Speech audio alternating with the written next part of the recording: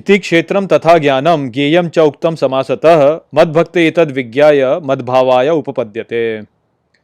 नमस्कार मित्रों। ये जो श्लोक है भगवद गीता के 13वें अध्याय का 18वां श्लोक है, जिसे हम आज गहराई से समझेंगे। तो आइए सबसे पहले इसके अर्थ को समझते हैं। तो जो श्लोक है वो कहता है इति क्षेत्रम तथा ज्ञानम, अर्थात ऐसे क्षेत्र को तथा ज्ञान को, ज्ञेयम च उक्तम समासतः, अर्थात और ज्ञान की वस्तु सभी को कहा, मद्भक्त एतद् विज्ञाय, अर्थात मेरे भक्त ये जानकर, मद्भावाय उपपद्यते, अर्थात मेरे भाव को प्राप्त करते हैं। तो श्री कृष्ण यहाँ पर ब्रह्म के वर्णन का समापन कर रहे हैं और वो ये समापन करते हैं ये कहकर कि इस प्रकार से मैंने क्षेत्र, ज्ञान और ज्ञान की वस्तु के विषय में कहा। श्री कृष्ण आगे कहते हैं कि मेरे भक्त ये जान करके मेरे भाव को प्राप्त करते हैं। तो श्री कृष्ण यहाँ पे यही कह रहे हैं कि जो व्यक्ति ज्ञान रखता है ब्रह्म के विषय में, जो ये जानता है कि सब कुछ ब्रह्म है, जो ये जानता है कि ब्रह्म ही ज्ञाता है, ज्ञान है और ज्ञान की वस्तु है, वह श्री कृष्ण के भाव को प्राप्त करता है। तो यहाँ पर हमको जो समझना है वो यही है कि हमारी जो समस्या है वास्तव में इस संसार में रहने में, जो हमारी समस्या है वो यही है कि हम इस बात को नहीं समझ पाते कि ज्ञाता, ज्ञान और ज्ञान की वस्तु तीनों एक ही हैं।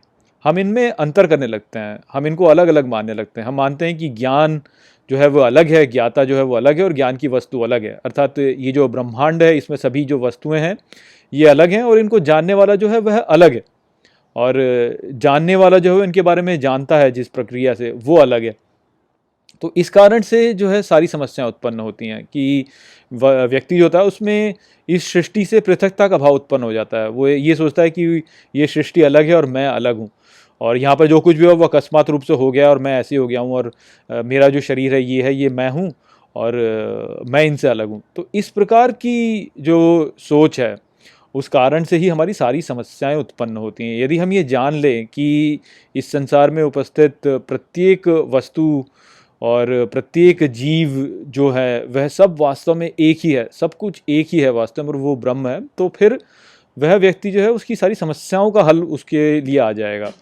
प्रत्येक जीव जो इस सृष्टि में है उसके भीतर एक ही ज्ञाता है जो कि उपस्थित है, किंतु वो जो ज्ञाता होता है वह प्रत्येक जीव के शरीर में प्रतिबिंबित होता है, और शरीर से प्रतिबिंबित होकर के वह अहंकार को जन्म देता है, और वो अहंकार से तादात्म्य करके जीव जो होता है वह भ्रमित हो जाता है और अपने लिए सारी समस्याएं उत्पन्न कर लेता है। वह यही सोचने लगता है कि ये सृष्टि अलग है और मैं अलग हूँ, और इस प्रकार से भ्रम उत्पन्न करके वो अपने अहंकार की वृद्धि का प्रयास करता है, और अहंकार की वृद्धि वो कभी कर नहीं पाता। इस कारण से कुंठित होता है और सारे जीवन वो समस्याएं झेलता है।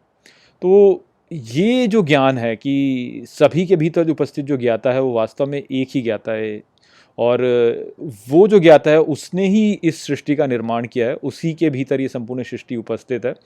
और इस प्रकार से वो ज्ञाता और जो ज्ञान है और जो ज्ञान की वस्तु है वह सभी वास्तव में एक ही हैं, और ये सभी कुछ प्रत्येक जीव के भीतर ही उपस्थित है, हम सभी के भीतर ये उपस्थित है। तो ये थोड़ा जटिल हो जाता है इसको ऐसे समझ पाना, क्योंकि ये सीधे सीधे स्पष्ट ऐसे हमें दिखता नहीं है। जो स्पष्ट हमें दिखता है वो ये दिखता है कि अच्छा मैं हूँ और ये संसार है, और इस संसार में मैं उत्पन्न हुआ हूँ, संसार में सब कुछ अकस्मात रूप से उत्पन्न हो गया और बस मुझे जो है ऐसे ही चलना है आगे। इस प्रकार से व्यक्ति सोचने लगता है तो समस्याएं उत्पन्न होती हैं। तो हम इस बात को भी पुनः उस प्रोग्रामर और उसके मन में जो उसने गेम कल्पित किया हुआ है उसके द्वारा ही समझ सकते हैं। हालांकि ये भी उदाहरण जो है पूर्ण रूप से नहीं बताता है इस स्थिति को, किंतु तब भी यही है जो कि हमारे लिए सबसे उत्तम उदाहरण है जिसके द्वारा हम समझ सकते हैं। तो वही कि देखिए वो जो प्रोग्रामर है वो अपने मन में अपने गेम को बना रहा है, तो उस गेम में उपस्थित बहुत सारे पात्र हैं, उन सभी पात्रों के भीतर जो ज्ञाता है वो वास्तव में कौन है? जो मूल ज्ञाता है वो प्रोग्रामर ही है।